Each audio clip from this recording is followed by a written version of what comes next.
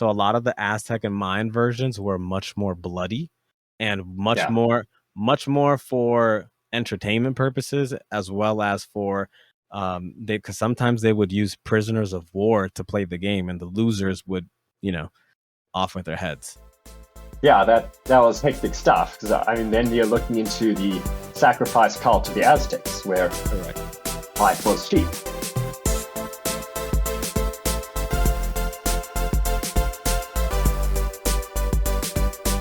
Welcome back to the Unreal Press podcast. In this first and my second interview of the night, opinion for most podcasts on transgressive fiction, online culture, and everything from 4chan that's actually good. And well, this one, I have a story behind. So Jalou, for reference, we all know Jalou, and if you don't, that's not actually important for the story. But he sends me what I think is actually a dating app, of which I'm very offended, because I've never needed to use dating apps before. It's called Matchmaker.fm. And it's not a dating app. It's actually like a hookup app, but instead of getting freaky, it's for podcast hosts and podcast guests. And so I go on it, I make my profile, and I message people, and they message me back. It's really convenient and stuff. Anyway, so Nico Pengin reached out for me, and I thought, awesome, dude. You look pretty accomplished. I mean, you're a Caribbean author. You do books, you do comics, you do gaming. I'd love to have you on. And so, welcome. Oh, thank you so much.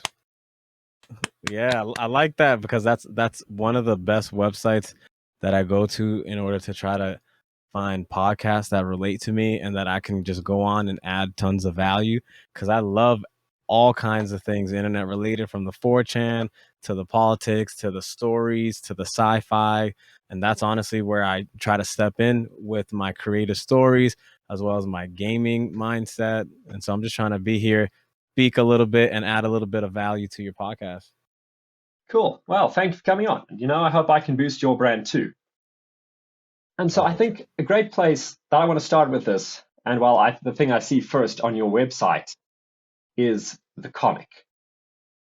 What is the story of your comic, BATEY? Okay, so the story of BATEY is regarding a character named Nico, and yes, it is a little self-centered, a lot of people have told me, but it was just because the character of Nico Pengin stemmed from creating an actual game from Club Penguin, for those of us that remember Club Penguin, and I completely takes me back. I didn't know how to spell penguin, so I misspelled it, and Nico is just an ode to my mentor that pretty much taught me how to put my energy to good use instead of just wasting it. And so when the pandemic hit and everybody was indoors and I was watching movie after movie, as everybody remembers, I remember seeing Alita Battle Angel. And then right after that, I remember researching a lot about my heritage as a Dominican and being in the Caribbean, and then researching everything that happened with, when Columbus came and all the stuff that occurred. And I didn't realize how beautiful our native heritage was as the Taino people of the Caribbean. And then I realized that I could just create the space soccer sport of BATEY. And so I started working on that as soon as it clicked in my head. I started working on the first book of the story, called BATEY Ascending, which is an ebook and an audiobook. And then by the time I was working on the second book's draft, one of my friends and family members simultaneously mentioned to me, why don't you try to make it into some sort of a manga or a comic? And my negative mindset was always like, nah, that's too expensive. That's for people who are established. That's for people that have money. It costs like hundreds of dollars to do it. And then they just kept telling me, like, well, you say that you like manga and comics that much. You say this and you that, but you only do ebooks. You're only writing. Why not hire somebody? And then after saying no for like so many times, after the third and fourth person was like, oh, you can make this into a comic, I was just like, I was going to be like, you know what? You guys don't know what you're talking about. But then I was like, wait, hold on. You guys are my fans. Like, yeah, hold on. I need to think. You actually think that this story could be good as a comic? And they're like, yes, please animate this if possible. I'm like, okay, wait, too much. Let's backtrack. Let's focus on what I can do at the moment. Yeah, one step at a time. Yeah, I was like, one step at a time, because I was already doing too much with the ebook and the audiobook. But then the moment that I started working with an artist I found somebody that understood the brand, understood the vision, understood the story immediately, could put a picture to the words that I described, and I gave them images of who the characters are based off of, and they're all pretty much based off of somebody I know close to me. They just got to work and Right. they were able Right. to give me this amazing comic book called BATEY. And so far, we only have one chapter published. I have two more in, pretty much like 95% done, but little tweaks here and there before I upload them back on the website. So that way people can start seeing not only chapter 1, but chapter 2 and chapter 3. And then we can see about doing some more because after chapter 3, there is a hiatus. But yeah, that's generally where the story comes from, where the inspiration comes from of the story. And that's really fascinating. And I think that's also like a great idea of a success story is you're already, doing the ebooks and you think, where can I branch out? Mm-hmm. And yeah, realizing that your fans and community are supportive of you is, I think, a great step in that direction. And Right. I mean, I've read the first chapter of BATEY, and I've got to agree. I think this is something that excels as a comic. Oh, And thank I've you. always, thought that about sport media, but you can see here just the dynamic lines and physicality of the characters. BATEY, you say on the description here, it's actually based on a Taino sport. Yeah, so the Taino, they used to actually play BATEY. So the sport version that I put into the story, it's mixed with sci-fi. They use alien technology to create an anti-gravity sphere and an anti-gravity arena, pretty much. Now the original sport didn't have any of that technology, clearly, because that was in like the 1400s. The Yeah. original sport was pretty much like, if you think of hacky sack, but think of hacky sack with like a very rubbery ball, much bigger than the small little hacky sack. And so the BATEY Okay. game was something that from 5-on-5 up to 30-on-30 that they would play. And they wouldn't just play some simple like keep it up. Sometimes they would try to put like a circle on the ground, and they would put 2 circles on the ground. And the goal was for your team to keep the ball up in the air long enough to travel to the other side of the circular court and then get the ball to bounce in. And if the ball bounced in the hole, it counted as a point. And then if the ball bounced on Right. the ground, it was pretty much like a quote unquote out of bounds. That's why I said it's almost like a old school hacky sack. And I took that concept and I just applied jet boots underneath their feet, an arena that gives them anti-gravity. So if they don't move, if they don't use the boots, they're just floating in a heavy ball that if they're not too careful, they could get actually hurt. But of course, they have gear on that protects them. Whereas the older Taino generation did not have that. And that ball would hurt if you weren't careful. And so now you'll have to excuse me. I frankly don't know very much about Caribbean Amerindian culture, if that's even Mm-hmm. the right term. But how did you do the research for this? Or is this just something that's more common knowledge in the Dominican Republic? So it's a twofold. So most individuals that do live in the Caribbean, they automatically know of the heritage. But being mostly in America, I wasn't exposed as much to that. So I had to do a lot of my own research, trying to figure out what was the culture hundreds of years ago. What did we do? What did we eat? How did we dress? What was our religious belief systems? And then when I got down to like the entertainment, one of the entertainments was this sport. And I thought in my head, naive, of course, that it was just entertainment, but the sport was more than just that. The town center Okay. was actually centered around the arena, and people would play not just for entertainment purposes, but sometimes people would, like outside villages, they would try to do gambling with the game. So I know Huh. like nowadays you can't do that with sports, but in those days you like gamble, the goods that you have, the food that you have, the weapons that you have, the whatever that they cared about. Same with war, like different tribes that would go to war instead of killing each other, because the Caribbeans were very peaceful people, or at least they leaned a little bit more towards peace. They would actually play for like territorial gains using this sport. And so it got really physical because you're talking about food and territory that you're playing. You're not just playing for bragging rights, you're playing for land rights and Yeah, amongst the other things. sport's literally a matter of life and death.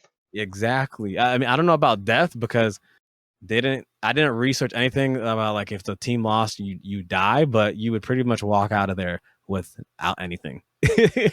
You'd walk out there broke. Yeah, that's pretty hectic. I'm just now scratching my head trying to see if I'm aware of anything similar, and it's like that's pretty unique. So at least in my context, we'd always joke. It's my family, we politicians, we say, if we could just settle this with a round of soccer instead of going to war Yes. or doing sanctions. Yes. I'm That's thinking now, literally wait, yes. people did this. Yes, they did this. They actually did this. And I took that concept and I'm applying it to this story. And that's why I at first was reluctant to try to put it as a space soccer because I used to play soccer when I was in high school and it's my number one favorite sport. I love it. I love soccer. And so when I started looking at the story and I realized the only difference between the space soccer and the BATEY was the fact that I didn't want to give it the name space soccer. But then once I thought about it, it's like the ball is pretty much the same size. They pretty much do everything the same. That you're not allowed to use your hands in BATEY. You're only allowed to use every other body part. You can't grab the Right. ball, so that means you have to pass it with your chest, your elbow, your back, your butt, your knee, your feet, but you can't use your hands whatsoever. Huh. Yeah, that does just sound like what you've described to me with the space soccer. It's Yep. And like kind instead of of like a having convergent evolution thing. Yeah, space soccer in the air, you're floating around, and instead of having the circles on the ground, you're having them in the air. And the goals, it's like similar to soccer, except in soccer, you have the rectangular goals. In this story, it's circular goals, like kind of like how the basketball hoops are, but much Right. bigger. You're kind of mixing the basketball goal with the soccer goal into an aerial hoop. Similar to also like the Harry Okay. Potter Quidditch game, where the goal is to put the ball into the hole, but the difference is you can't grab it and throw it in. You have to kick it in, bounce it in, etc. Yeah, this kind of reminds me a bit of I believe the Aztec people had a similar game, and some Yes. Mexicans still play it, where like the hacky sack or basketball, you had to get a small rubber ball into a hoop without Mm-hmm. using your arms, or well, without using your hands. You actually had to Yep. hit the ball with your forearms or shins because you couldn't kick it either. Right. It all stemmed from the same people, and the only difference is that a lot of them had different rules. So a lot of the Aztec and Mayan versions were much more bloody and Yeah. much more for entertainment purposes as well as for they because sometimes they would use prisoners of war to play the game and the losers would, you know, off with their heads. Yeah, that was hectic stuff because I mean, then you're looking into the sacrifice cult of the Aztecs, where Correct. life was cheap. Yes. Uh, And there were so many too. Whereas on the islands, you didn't have that Yeah, many people to just off with their heads. Everybody had to do something in order to keep the community thriving and surviving. Whereas in the Aztec community, you had hundreds of thousands, if not millions, of people at your disposal, and they yeah. were always expanding and always warring and grabbing prisoners of war, so they could do that. Whereas a small little community of 50 people, they might not want to use their one or two prisoners of war and decapitate it because that's free labor that you're getting rid of. I've seen on your blog as well, you've written some other things about the Tainos. How does this then reflect in your writing? Because I think you mentioned that Batey isn't the only thing from your culture that we can see in the titular book. Yes, in the book, I essentially tried to implement as much of the story in there without making it way too biased towards it. So, one of the things that I do in the book is try to implement either some words of the Taino culture as well as some naming of the culture in order to keep individuals like interested, like where did this name come from, like why did he choose this spelling of this name. Like I want to drop like small little things here and there, as well as on my upcoming book that I don't know when I'm gonna sit down and focus on getting that out. I do plan on adding much more of the culture, such as the things that they used to do for fun. Like I want that to be an actual thing. They used to do a lot of dancing and singing. They used to have a lot of potlucks and food. It was a very heartwarming, community organized, um, family pretty much. It was literally like one big family with a leader that everybody would respect and follow, a religious organizer that would teach everybody like what they need to focus on. And when I decided to do the story, I imbued a little bit here and there, and that's why in the story you can see the family dynamic of the team. They're not Okay. related, all of them, but they still have this passion and love for each other that stems back from, if you were a neighbor in the Taino community, even if you weren't related by blood, you were treated like you were. And so that's one of the Right. things that I included in there is that familiarity, despite not being related, you're still, cared for, you're still taken care of, you're still treated as if you were family despite having no blood relation. And especially then with this idea of found family, which I think there's definitely a market for that. Just looking at how many people play role-playing games alone, like Dungeons and Dragons, seeing that I'm, sense of kinship forged by proximity and common occupation. I mean, I can take it a step further. So in the sport, there wasn't discrimination from men to women, similar to how today's day and age you have men and women's sports different. In those Yes, days and age, if the woman could play, she would get on the team. And so when I saw that, I was just so flabbergasted because this is just a geek moment. Shout out Black Widow. I love Black Widow from Marvel. And I always think like, man, for her to keep up with all these superhuman guys, like she is such an amazing person. And I realized like I gotta include, women like that they can keep up with the boys. Because back in my culture, in the Taino culture, there were women warriors that would keep up with the men, and just like the players, they would keep up and they would play. And so one of the individuals that was inspired to be in the story as a female warrior, is for that sole purpose. If you were good enough, even if you were a woman, if you were strong enough, if you were, fast, quick, strong, accurate, IQ, whatever it is, skill set that you have that puts you above somebody else, they didn't care, oh, that you're a woman. No, they just cared, can you do this play? Can you help us win? And if the answer is yes, they will bench the guy and they will put her on. And I said, I need to do that for my story. it's a meritocracy then, isn't it? I don't know what that word is, but it sounds right. Yeah, that's meritocracy is from merit and cracy. So merit Mm. obviously being how skilled you are, how qualified you Yep, are, yep. what positive traits, and cracy meaning I think it's Greek for power. So it just means then power to the skilled. Oh yeah, I gotta write that down. Yeah, so it's very interesting for me to see this and how it's reflected in your culture because I mean this isn't really so much the case in my culture because I'm Afrikaans and we're a very top-down people. Like the guy in charge says something, everyone else has to do it no matter what. But from my Hmm. studies, as I did study a bit of anthropology and religion in Hmm. college, seeing this, it's interesting to see how these all across the world we see the same thing because you see the same idea of meritocracy, of gender equality, and of using a non-violent or less violent means of conflict resolution. We see Yeah. this also in some traditional African peoples, like the San, who live Hmm. in the Kalahari Desert in Namibia and North South Africa and Botswana. We see a very similar lifestyle to the Taino. Yeah, the moment I found out they had non-violent conflict resolution and it actually worked, except of course when Columbus came, then Yeah. everything just went top down. Whoever's the strongest, that's who leads. And that's why I based the story pre-Columbus Taino. That way the story has the absolute best merit possible because as long as you're Okay. skilled, you have a chance to get into the game. And that's what I Yeah. wanted the story to essentially be about. As long as you have the skill set, you believe in yourself, or somebody else believes in you for you, you have a chance to succeed in life.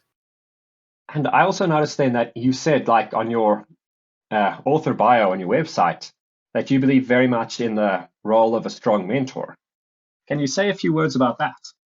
Yes. So as mentioned, my Nico Penguin persona came from Club Penguin, but also a mentor that he saw all the energy that I had and I was completely wasting it in not productive ways. And so he simply explained to me what the object of a sport is. Because prior to that, I was like 7, 8, 9 years old. I was just running around wasting my energy. And he explained to me that in sports, you contain your energy and you use your energy to try to win in a competitive way. And that was mind blowing for me because I had no idea that people had energy and they use it in specific activities. I just thought, I'm a kid, I'm wasting my energy. And that was the first time that I had somebody to actually sit down and analyze me and explain to me what my pros and cons were. And at Okay. first, I was completely against it, but the more I started seeing like, oh wow, that person, he's an athlete. He dedicates himself to actually playing a sport. So he's going to research, he's going to review, he's going to practice, he's going to sleep early, he's going to breathe and think only that one thing and that way improve.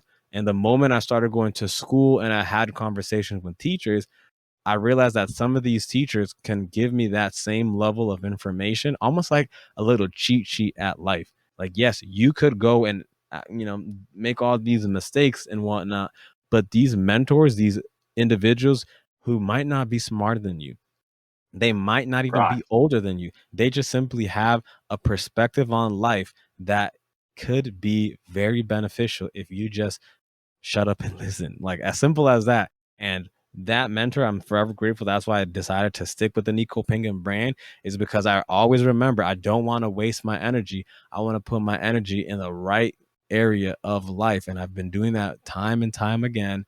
And the more I keep doing it, the more I realize I think I need to keep putting my energy in the right areas so that way more individuals can find their own mentor. Because my mentor is my mentor, unfortunately. There's not the same mentor for everybody. Everybody has a different learning style, has a different life, has a different way of learning, also a way of listening, because somebody might tell you the same thing. And then in 2 weeks later, a completely different person might say it in a different way, and you might understand it that way. And so if you try to find a mentor and you're having bad luck with finding a mentor, you might just keep trying until you figure somebody out that really, really understands you and can give you the keys to the life that you want. I think that's also why teachers always love the teaching, because you learn the more you keep teaching. The more you keep telling the students, your ABCs, the more you get it refined. And the higher up you go in the teaching ladder, like if you're teaching people how to calculate calculus, well, at some point you might have started and might not have been too sure of yourself, but keep doing it and then you'll become a whiz too. Same with Yeah. consulting authors, talking to different people in media. You might start a complete rookie and you don't know absolutely anything, but the moment you still keep going, the moment you talk to other people and you network and you start branching out and you start gathering all that information, well, now you have a treasure trove of information. And somebody else that's on the outside looking in at you might be asking you, hey, can you help me? And you might feel too humble, like, oh, I don't really know that much. But you got to stop limiting what you actually know and realize that somebody else knows way less than you. And that's an opportunity that you can share. You could teach them, you can mentor them, even if it's for that one conversation. And if they really take what you say with a grain of salt and act on that or actually adapt that information, that could be a mentor student relationship that you can continue working on, because humans, we weren't made to be alone. Like that's one of the things I really learned about the Taino people. They were very social. They did not like being alone. Being alone for them was one of the worst things possible. They were very social. That's why whenever you see Dominicans, you always see them that they're all hugging and all buddy buddy all the time. It's because that's literally how our culture always was pre-Columbus as well. We were always close with one another. Like I said, you treat everybody like they're your family, regardless if you were blood related.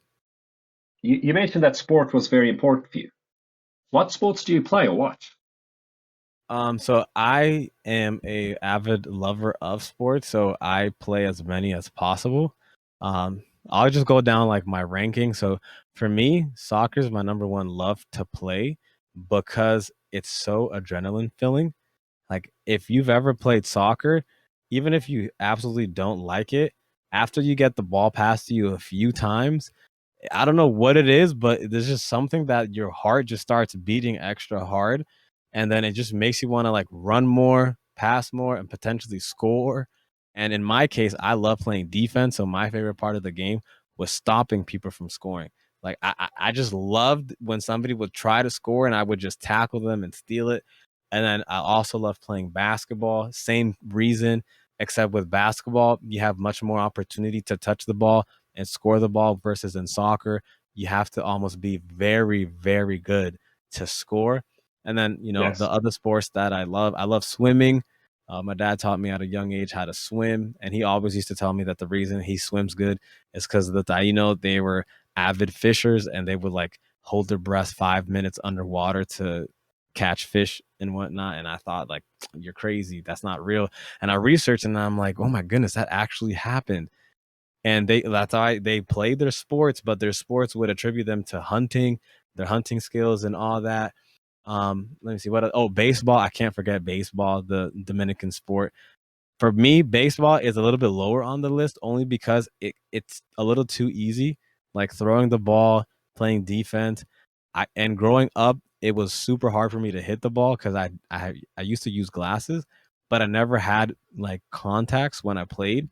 So either I would play with glasses that wouldn't fit my helmet, or I would play without glasses and I would barely see the ball coming, which was weird because I had better luck catching the ball in the outfield without my glasses rather than hitting a baseball going like 70 miles an hour.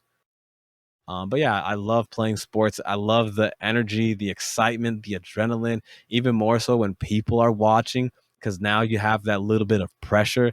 Like everything that you do, somebody might be like, "Oh, in your face," and they just like, you know, take it to a Yeah, completely different way. it's high stakes. Yeah, the high stakes, and sometimes it's not about the money, it's not about anything except just pure bragging rights and pure just like you got completely disowned or you got completely crossed or you got shamed in front of your family and your friends.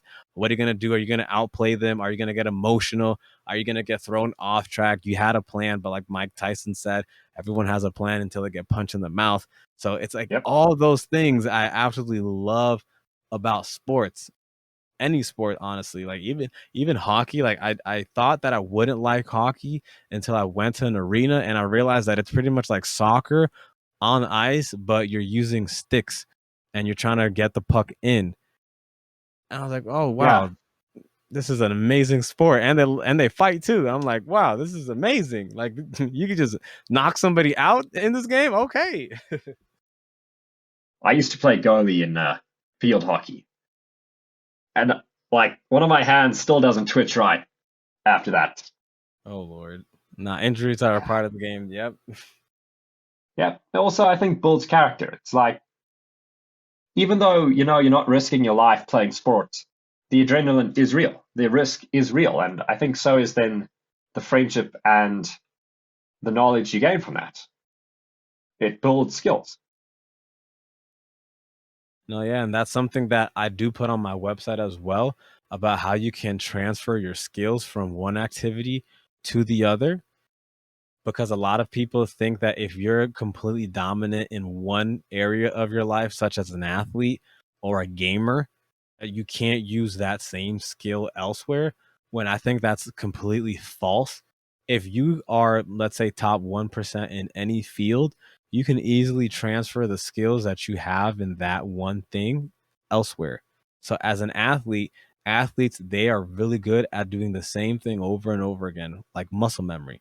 They also top Yes. tier athletes, they have to review video and film, they have to review strategy, they have to review pacing, they have to get critical feedback, which a lot of people, they don't like listening that they're not doing something correct, which in my book series, there's characters like that that they don't like to agree that they're wrong.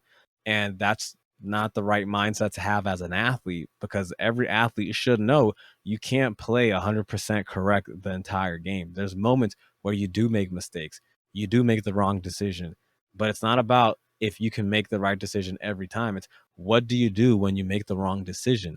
Are you going to get irritated? Are you going to get completely thrown off your game? Is your mindset going to be so deviated from what you originally were trying to do that now you're completely combobulated and you don't know what the right play to do, because now you're blood hungry. You want to get back that person that, is cheating or hurt you, elbowed you, etc. It's like all those things you can attribute it to, if you're working in the office and your boss is, not treating you right. If you're starting at a job and you don't know what to do, it's the same thing when you start a new sport. When I first started soccer, I was like, man, I don't never want to play this game ever again. I'm the worst, this and that. And people just kept like, no, keep trying because you're just beginning. And then as I kept playing, I saw, wow, if I would have quit early on, I never would have had this complete love for this adrenaline filled sport. And it just was me not giving up and then transferring that skill from that one sport onto every other sport, because it's similar mindsets. Don't give up, right away. Keep trying. Delay that gratification of that victory, and then keep translating or transferring that skill set from this one area of your life into the next area of your life, and just keep doing that time and time again. And you'll see sooner rather than later how good you can improve in all areas of your life. The ability to transfer discipline, I found, is something fundamental.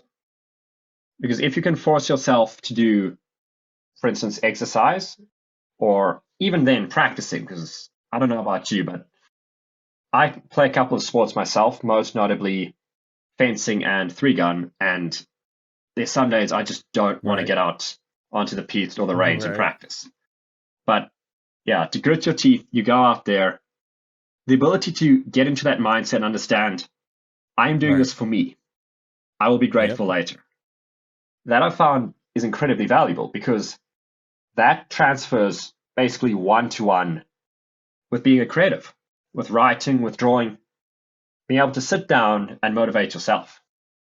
Yeah, and I didn't realize, but you just mentioned the discipline aspect. And another sport that I also practice now is also Taekwondo. And since Taekwondo is a martial art, a lot of people immediately think that it's 100% sparring, you're fighting, when in reality, it teaches you more how to deal with patience than anything else. And the one thing I've been lacking in all my areas of life is having patience, because despite the sport of Taekwondo being a fast sport, like you have to be really quick at kicking more than anything else, the only way you get there is by having an extreme amount of patience, knowing when to do the certain movements. And, you got to get used to doing the simple and basic movements first before you can start to pick up the speed. A lot of times we think that, oh, I already got the basics down, not realizing that that mentor, that supervisor, that individual who has a little bit more experience in that field, they're trying to give you those encouragements, as well as they're trying to slow you down so that way you can fine tune and you can tweak the things you need to do in order to improve, which in my case, most of the times is just to slow down, breathe, and remember what I'm capable of doing. Because a lot of times we want to do things that are completely out of our control, when in all honesty, we can do so much more if we just try to do what's within our realm of what we're capable of. Especially with martial arts, it's a mental game. Yeah. And it's a very different style of thinking, I've noticed, because, if you're sitting at a laptop, or even you're having a conversation, or you're playing a very relaxed game like a map game, 4X, you can sort of take things slow. You can plan things out, you can build your next moves, and you can sort of formulate medium to long-term plans. But if you're in a fight, no, you don't get to do that. And even if you're not going to immediately get punched in the face, thinking 2 moves ahead is thinking 2 seconds ahead, if that. And being able to think that fast, I mean, obviously you don't do it all the time, but building that into patience, timing, I think it works well for neuroplasticity. And you can talk about health benefits about this all day. I mean, you can say, yes, it does ward off Alzheimer's. Sure. But again, I thought, not only for playing other sports, that be able to just snap and act. I'm not sure what the muscular term is for it. But again, to actually sit down and create, to be able to think fast. I mean, okay, for some people like me, just stupid twice as quickly, but for idea generation and production, being able to immediately draw ideas to the forte and put it out onto paper, or even in a strike, I think is something that's very underrated. Just the amount of sheer time it saves you. Yeah, I think one of the hardest things that people have when they decide to be indie authors or just writers and bloggers or content creators as a whole is having that discipline to sit down and do nothing, or having that patience to sit down with yourself and do absolutely nothing. Because a lot of the times we have, like I said, that instant gratification. We want to open that social media. We want to talk to somebody. We are social creatures. We don't want to sit by ourselves and have a conversation 1v1. We want to talk with somebody else. That's why all these distractions all surround us. That's also why I decided to do a martial art. So that way I'm not facing other people, even if I'm sparring with them. I'm just trying to get better than I was yesterday. And in that moment, I have to figure out how can I improve right now. And so when I translate that over to my writing, it's I got to sit down in front of my computer, let nothing distract me, and focus on nothing. And the moment I start thinking, because I'm bored, I have all this crazy energy and I need to channel it into a creative mindset. I don't need to channel it into wasting my time. I don't need to channel it giving instant gratification on things that I don't need to be doing.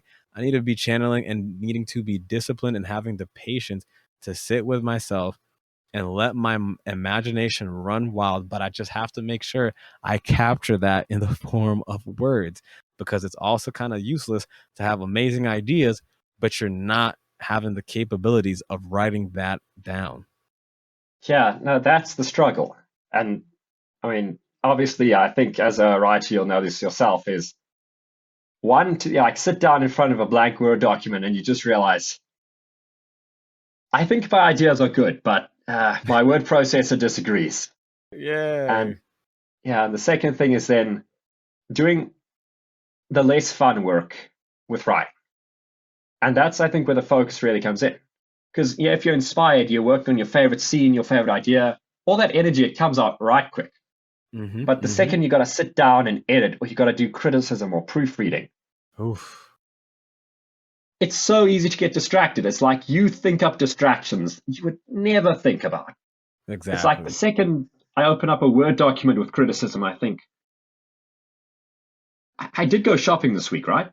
I did do my laundry. I don't have any like shoes to shine. I watered the garden. I texted everyone. I I should just double check all of that just to be sure. Yeah, the world of a creative mindset or imaginative individual is the moment you hit that roadblock, you just want to hit that eject button and get yourself out of there, get into a completely different activity. But it requires discipline, it requires patience to sit there and iron that out, iron out the uncomfortable truths.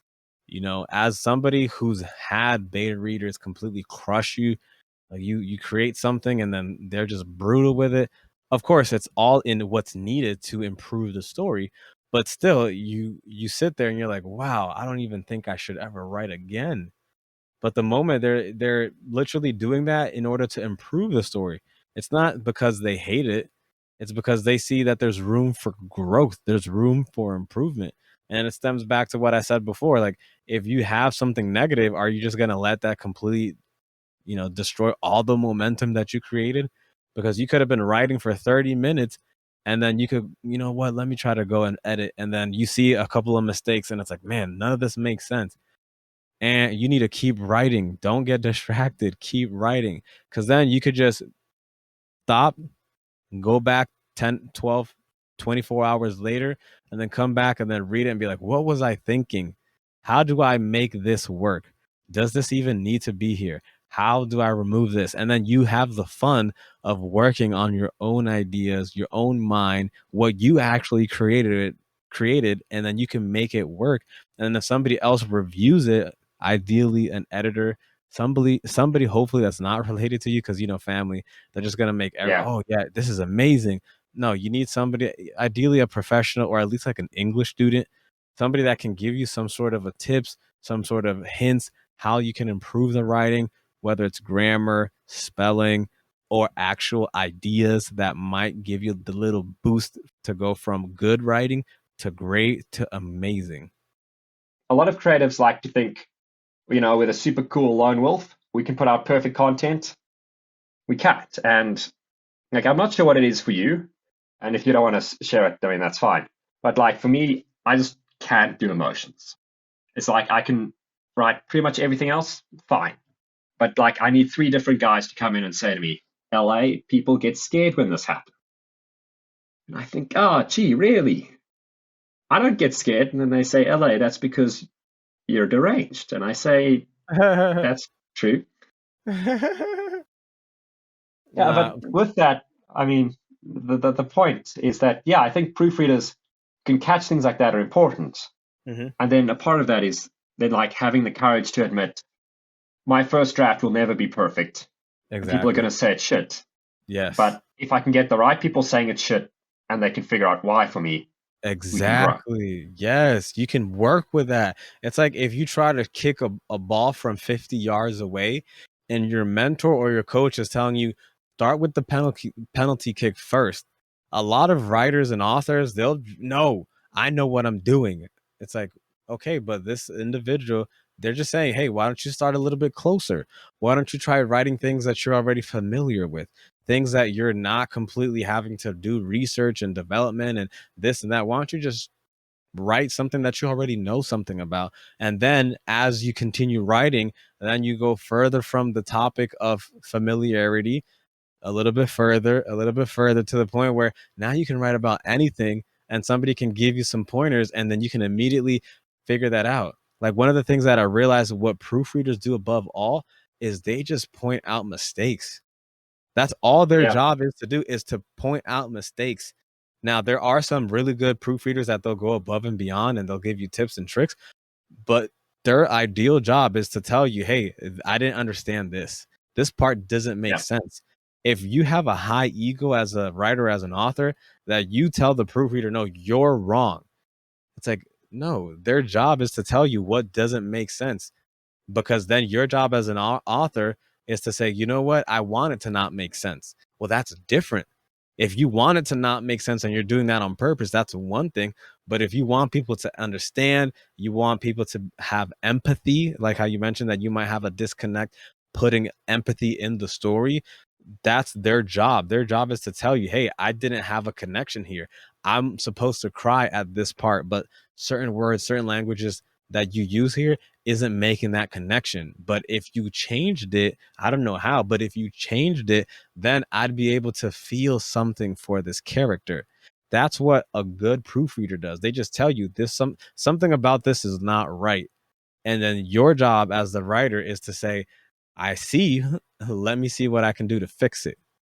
And so my problem as a writer, though, is I focus too much on specific characters. And so my editors are usually telling me to build other people, build other things. So that way people can see the story for what I'm explaining. Because they always say, oh, you do an amazing job explaining it verbally, but you don't translate that world building capability in the word. And that's what you need to do.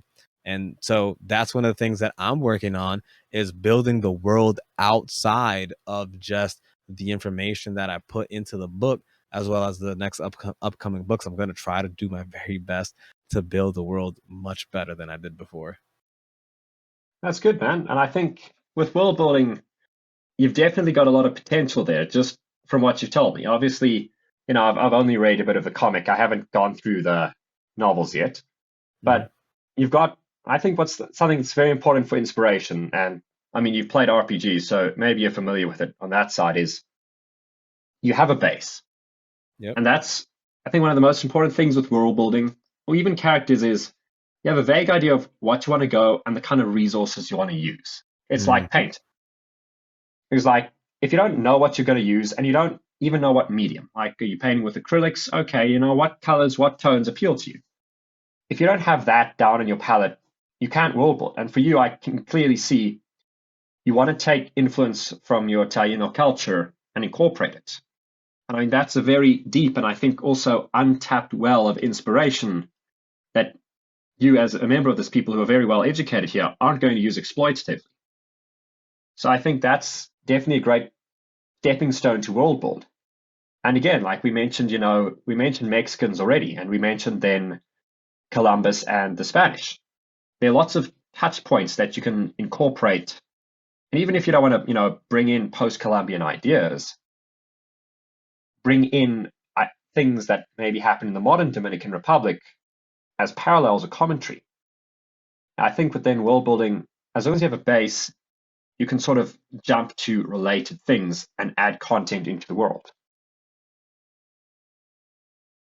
Yeah, that's the ideal, is to be able to implement and integrate a lot of the inspirations from the original inspiration and then continue that lineage. Because I never thought about if I wanted to add that post Columbus or the modern problems, but the story, if you read the initial gist of the story synopsis, it's pretty much that we as humans don't do our very best in taking care of the earth, and we let the earth slip. And that's something that is a possibility, as you see what's going on in the world, that we're not taking the best care of the planet. So at some point the story might be realistic that we do need, maybe not aliens, of course, but we might need to create some sort of spacecraft that allows us to hover in the air, because we don't know how to manage it being on the ground. We might, I don't know. This is my sci-fi mind always constantly thinking like, hey, if we keep on this trajectory and we don't focus on doing our absolute best and taking care of this planet, well, then we might need to have the Gilbertar, which is the spaceship that the aliens use, in order to house us. Because if not, we're all going to be just stuck here on this planet, and whatever happens with the climate change and global warming and all the volcanoes and earthquakes and hurricanes, all this is going to happen. Well, then the story, like I said, try to be the best version of yourself, so that way you do your part, I do my part, everybody does their part, in order to keep the world a safe place to be. What other influences do you have? Because I mean, you've noted Battle Angel Elite, and I mean, that was probably one of the favorite movies. Granted, it was one of the last things I ever saw in cinema, but it was a movie that I think did characters perfectly above all else. Alita was just a character you could root for. Yeah, that movie that movie was so good. The moment I saw the ball, like when the ball came out, when she had her, like, spoilers for anybody who doesn't see it, if you didn't see Aaliyah, just for the next couple of minutes, you know when that ball came out and she had her new suit on towards the end of the movie and she picked it up, I knew at that moment I have to do a story regarding my heritage, because I saw that ball and I was like, oh my goodness, I was just looking at the pictures of the BATEY ball. And why couldn't we create some sort of a technology that allows us to be in a sphere-like environment where we're playing soccer pretty much with that kind of a ball? And so that was the initial spark of the idea. And then I took a look also at Harry Potter, specifically for the Quidditch games, and I saw, wow, they're actually gathered around the arena and they're hovering up and down. And I said, well, that's witchcraft. You can't really, unless you're a warlock or a wizard, you can't just create that. But if you're like, let's say Tony Stark from Marvel, you might be able to create some sort of a technology where you have a sphere-like environment. It would require, of course, massive amounts of money, and only a billionaires or very, very smart people who can take a hold of their materials that are around them, that they could create this. And that literally, like, from Alita to watching Harry Potter, those two things, and then obviously researching about what happened with Columbus and the pre-Columbus Taino people, those were like the main three inspirations that gave this story life. And so then moving forward, what are your plans? You've said you want to continue BATEY, but I've seen you also do a lot of blogging, you do another podcast. So what other things are you working on or interested in currently? Yes. So the first thing is, I was doing way too much last year. So the first thing I had to do was get a consultation with one of my friends who decided to launch a consulting business after he watched me do my author stuff. And I'm stumbling, just trying to figure stuff out. And then he just started giving me a lot of pointers about what I should be doing with my time, because I have a lot of energy that I want to be doing everything. And the more he tells me, like, okay, you have a lot of energy, but what's going to make you the happiest, or what's going to give you the most return on your time? And the more I keep thinking about that, the more I realize I can only focus on a certain amount of things. So moving forward, I'm still going to be doing podcasting. I have a podcast with Argue Bros. It's a contemporary podcast similar to this one. We try to make sure it's non-restricted so we can say as many free things as possible. We don't use none of our governments. So anybody who has a pseudonym, you can check us out. But then I also have a more formalized blog, not blog, a more formalized podcast where we talk a little bit more about the author journey, like actual authors who are way more established than me, of course, because I'm just doing my thing as an indie author. But my charisma and my passion enabled me to get that role as the co-host for the Pen podcast. And so being a part of that podcast and the one that I co-hosted enabled me to realize that I need to focus more on what I can do and not what I can't do. So as you've seen in the website, I started to do blog posts regarding the story, as well as doing blog posts regarding if your life were an RPG game, because I realized that a lot of gamers have a hard time translating their in-game proficiency on over to real world experiences. For example, I've had a friend who was a top 3% Counter-Strike uh, gamer, which is like a shooting game, kind of like Call of Duty. And he Yep, thought I that played it. because he was a 3% player, that doesn't mean anything in the real world. And I kept explaining to him, in order for you to be that high level, that means your communication skills has to be that high. That means your eye-hand coordination has to be that high. That means your knowledge of gameplay has to be high. And those are all things that you can easily transfer to the corporate world, because in the corporate world, you don't get to a high level position if you're not really good at communicating. And the only way you get good at communicating in the game is asking questions. Hey, what does this mean? What does this area mean? What does this gun do? It's all about communication. And the easier you are able to communicate with people, and as you mentioned earlier, not being afraid to ask questions, the easier they can just tell you, oh, this is what this means. And they can trash you and say, oh, you're a noob, this and that. Just like at your job, they can hate you like, oh, you don't even know how to flip burgers. But as long as you're humble enough to say, yeah, this is my first job, or I've never really done this before, could you teach me? How do you do it? You do it so fast. Having that kind of a mindset and then watching them teach you, you'd be like, wow, I know how to shoot, no scoping like nothing in Fortnite or in Call of Duty, but now I'm learning how to flip burgers. Well, when you take the concept of it took you like what, 1,000 hours to learn how to no scope, how long could it possibly take you to learn how to flip a burger? Or how to, Yep, do an Excel spreadsheet, or how to return an email, or how to be on the phone with an angry customer. Just like how it is with you're playing with a teammate who's throwing the game or being very toxic. Yeah, you might want to just quit the game, and some people rage quit. But if you persevere and you stay, sometimes you could be surprised. You could have one of those crazy games where you come back when two or three of your teammates gave up, and it's happened. I've been a part of those games, and so I know communication is like number one. Also, being ready to play or be under stress, because in real life you're under a lot of stress almost on a constant basis. In the game it's no different. Same when you're playing at a high stakes opportunity, maybe somebody is watching you that you never thought, oh man, my parents are watching me, oh now I can't just be trash, now I have to play for real. yep, Those are all things that you can translate, like, oh my goodness, my supervisor is watching me, now I have to flip this burger, I have to do this spreadsheet, I have to take this call in the best way possible. And so I realized that if I continue teaching people that might not know that they can use those simple tricks in gaming in their real life, they can take their success to a whole different dimension. And that's where I'm trying to get as much information as possible, as well as streaming my gaming now on a more consistent basis and having those engaging conversations with gamers, because I was a gamer, my friend was a gamer, and the more I focus on pretty much who brought me into this space of being an indie author and trying to be a more formal streamer, if I could just focus on those individuals, well, I think the world would be a better place, because I don't see gaming slowing down. I just see it accelerating because now there's mobile gaming. Everybody's gaming. There's VR gaming, and I have a VR headset too. But there's all these different forms of gaming, and I just see this area growing. So I think it would be very well for me to just keep focusing on those individuals who might not know that their gaming skills in Fortnite and Pokemon, their OCD organization in Pokemon, they might not know that some company needs somebody to organize their company in that manner. And I'm not sure if you're aware of this, but have you ever played EVE Online? No, but I've heard of EVE Online.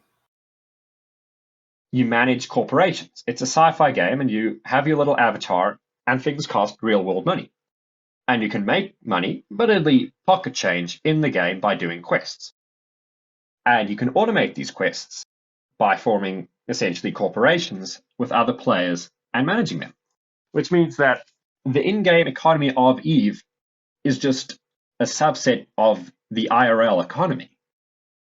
And so the further you get into the game, the more seriously you play it, there are tens of thousands of dollars on the line here in certain circumstances, like between different player clans, the battles, because these are like huge, gigantic ship battles, like, from Star Wars or Battlestar Galactica or your favorite space Navy thing. Right. You can risk thousands of dollars here, which means that this stops just being a game for some people and starts being business. And I think that's where we can really see this transition. Like, you can drag a high-level EVE player, you can whack him in like a Fortune 500 corporation, and I think you'll see results. And in many senses, vice versa. Yeah. The moment somebody integrates like the rules, it's game over. You teach them like, okay, these are the differences between the stock market or the Fortune 500 companies and the game. It's like, oh, that's it. It's like, yes, those are the differences. Here's some, because I think that if those individuals did like paper trading or they did like paper investments into companies, as well as they paper manage the companies. Like, if I was this company, I would aim for this deal, or I would try to do this action. If they were given that real life opportunity, it's very again, these are the high elo players, the high 1%ers that have like all the capabilities in EVE Online. I don't see that they fail. And if they fail, I see that they continuously learn how they failed in order to make the next one not a failure. One thing I noticed, do you think about where you walk? Just like down the street?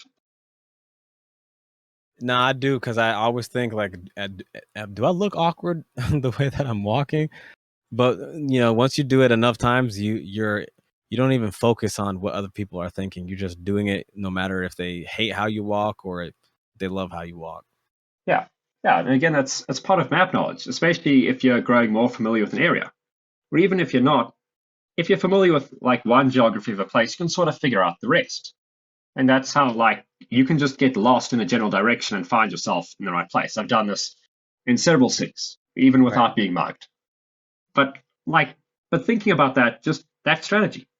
Because I mean, if it's a hot day, why aren't you walking in the shade?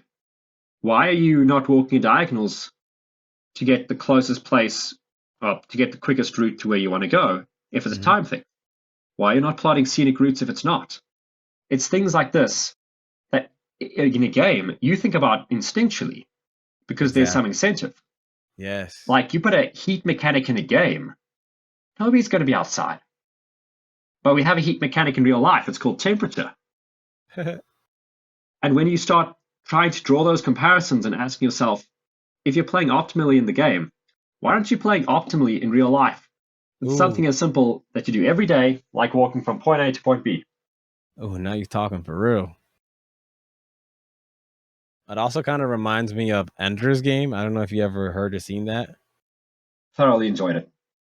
Yeah, it literally is. For me, I see it like that. Like, the gamers who are really high level and they don't value that they can translate their skills. If you watch Ender's Game, you can literally see how a child who doesn't realize that he is literally playing with the stake of the universe at his hand, because he is so good at the game, he doesn't see that he is actually doing what other people are incapable of doing, which is doing everything in order to get the victory. And if every game Yes. we treat it as this is my game of life where I'm the main character, I need to do everything in order to reach my mission. You have to decide a mission. If you can't decide a mission, for example, a lot of high school and college students, they don't know what they want their life to look like. Well, then if you know what you don't want it to look like, at least that shines a little bit of clarity in getting you to what you do want it to look like. And at least you can focus on areas that are similar to what you want it to look like and work towards that, or work towards the opposite of what you don't want. So that way you don't just waste time, because time is such a precious resource. You blink and like 5-10 years are gone. At the end of the day, I think with a lot of this, the only person you're letting down is you. But on the other hand, your screw-ups, yeah, you might be the one feeling like, oh, damn, I could have sold that book, or I could have, hell, even got the book written. At the same time, your fan base, your community, your family, your neighbors, they're thinking, we could have done more together. And so it can apply in many different regards, and it connects with pretty much everything we've been talking about. And I think on that note, unless you have any closing comments, Nico, it's been great having you. I've really enjoyed this conversation and seeing how we can unpack skill and creativity. Oh, no, thank you so much for having me on this pod. You've been amazing, asking really good questions. Thank you for having me. Awesome. Well, as always, this has been the Unreal Press Podcast. I've been Labuschagne. He's been Nico Pengin. His information will be in the description of this video. And until next time, discipline, optimize, overcome, synergize, other, motivational words, incorporate them into your lifestyle. Cheers. I may have gone too far in a few places.